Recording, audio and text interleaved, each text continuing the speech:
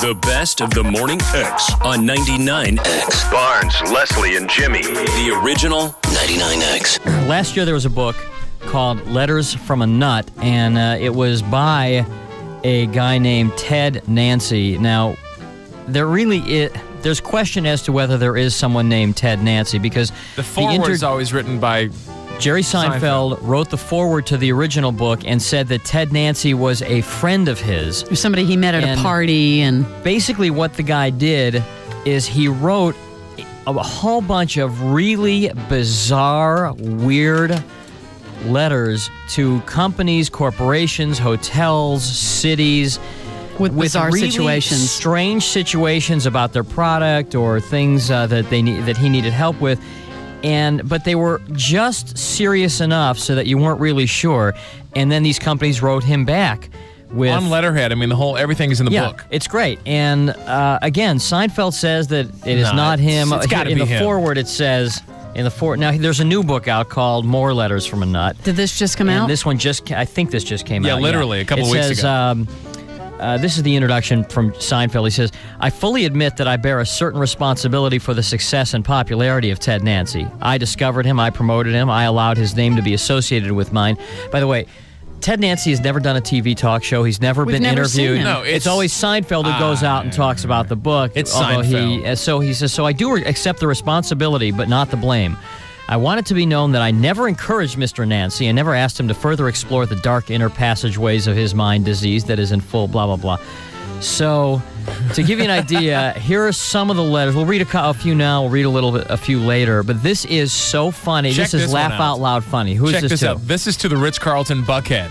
What? Okay, the Ritz Carlton Buckhead. This is to the Ritz Carlton Buckhead. It's to the reservations department. It says, Dear Ritz Carlton Reservations What's the Desk. date on this? September 30th, 96. Okay. Which, how ironic that Jerry Seinfeld was just here a month before that in Atlanta.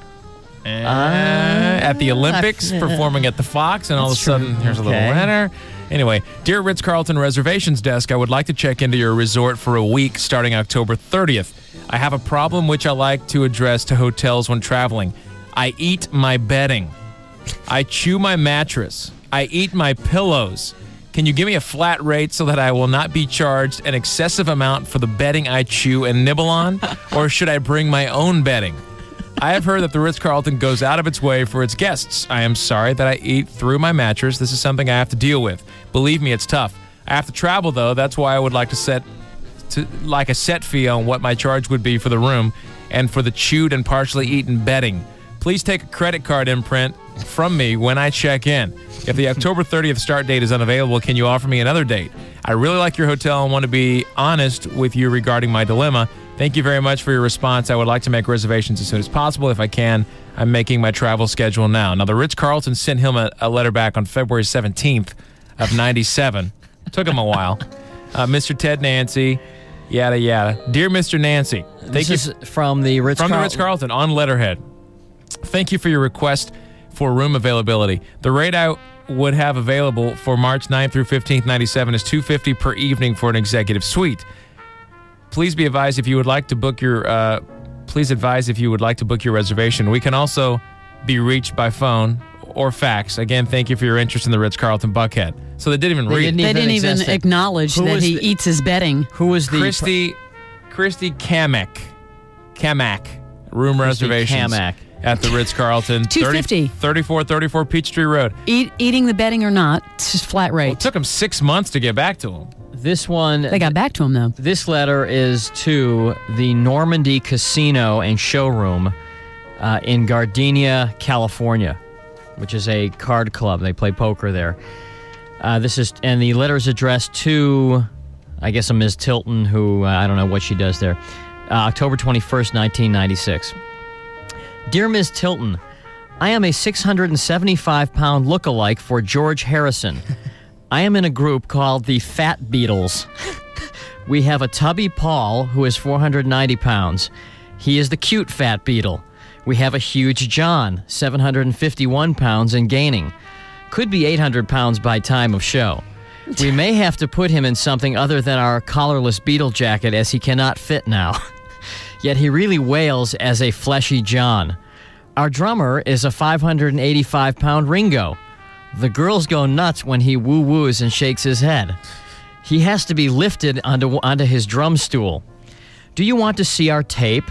We sing for 90 minutes, then answer questions on what it's like to be a Fat Beatle.